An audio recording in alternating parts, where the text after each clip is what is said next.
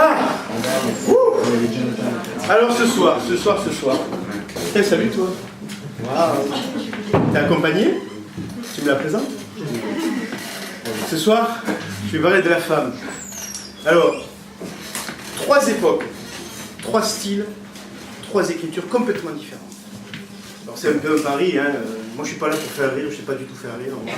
C'est pas du tout mon truc pour faire rire.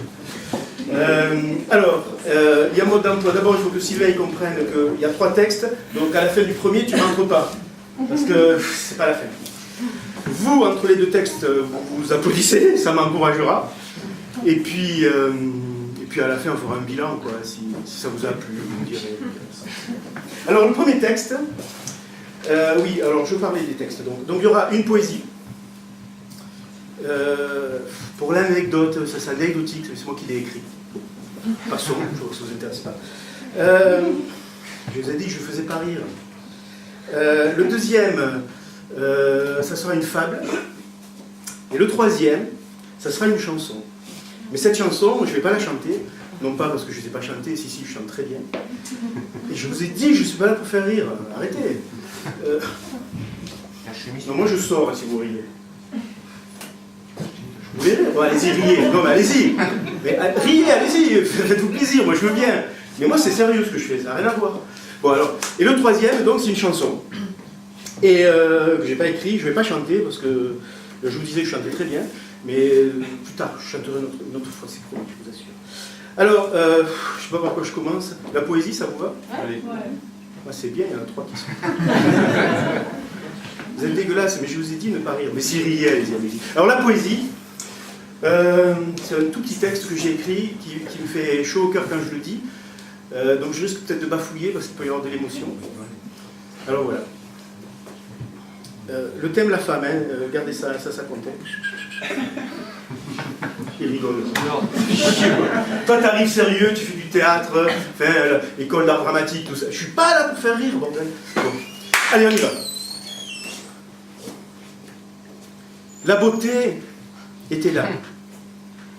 C'était une évidence. Le désir se sentait, oh la belle cadence. Et pourquoi la chaleur sans aucune pudeur? La passion et l'amour. Cette immense chaleur nous conduit dans l'abstrait que l'on voit qu'à moitié, ébloui par l'envie, qui ne dure jamais, et rappelle à mon âme et mon cœur comment j'ai trouvé simplement ce splendide bonheur. La beauté était là, c'était une évidence. Le désir se sentait au label cadence. Merci.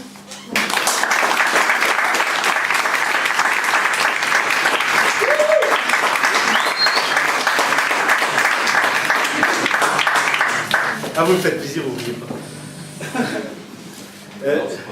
Deuxième époque, bon là on était vraiment dans le contemporain. J'ai écrit ça il y a 2 ans, 3 ans, quelque chose comme ça, 4. Et là on va traverser le temps, fable de La Fontaine, donc on est 1600, 1500, quelque chose comme ça. Donc une autre forme d'écriture.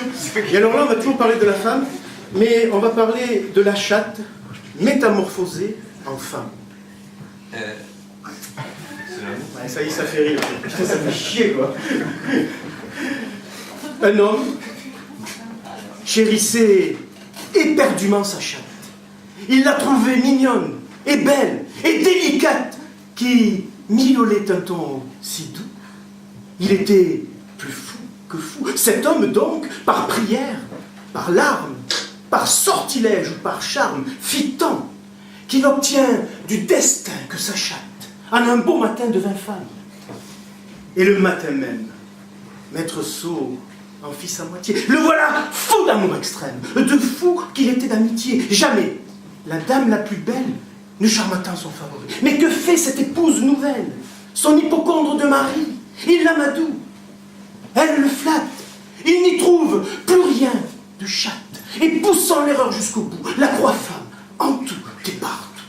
Lorsque quelques souris qui rongeaient de la natte troublèrent le plaisir des nouveaux mariés. Aussitôt, la femme est sur pied. Elle manqua son aventure. Souris de revenir, femme, d'être en posture. Pour une fois, elle a couru à point, car ayant changé de figure, les souris ne la craignaient point.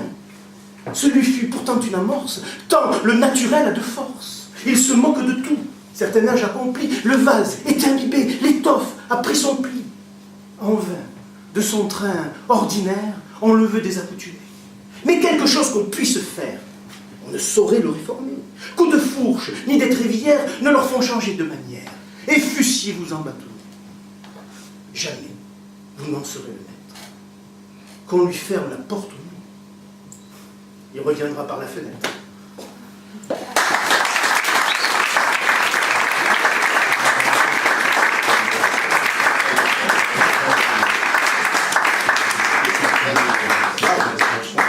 Ils ont pari, ils ont compris, c'est bien. C'est chouette ça, les gens comprennent. Le troisième texte, c'est donc une chanson. C'est écriture dans les années 70, 70. Et cette chanson s'appelle « Dans ma garçonnière ».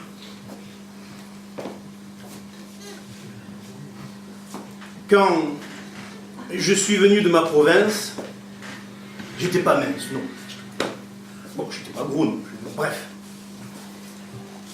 Il me restait dans l'existence toutes les chances pour être un homme, mais j'ai déchanté avec les unes, avec les autres, bon, sans rancune, mais pour remédier à tous ces aléas, ah, j'ai ma manière à moi. Et le soir, dans ma garçonnière, j'ai ma collection de derrière. Bon, en photo, hein, au-dessus de mon lit. Quand je dis derrière, je suis poli. Hein. Mais le soir, dans ma garçonnière, je me fais prier. Je fais des manières. Et puis, je m'invente un bon scénario, et puis je fais la cour à mes photos.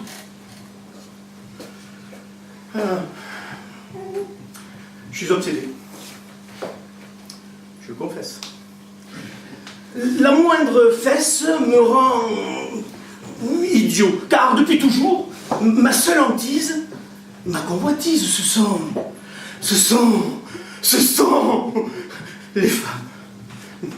N'étant pas un bon client du Louvre, les seuls chefs-d'œuvre que je couvre, ce sont les pin-up que je m'en vais et hop, acheter dans les sex shops.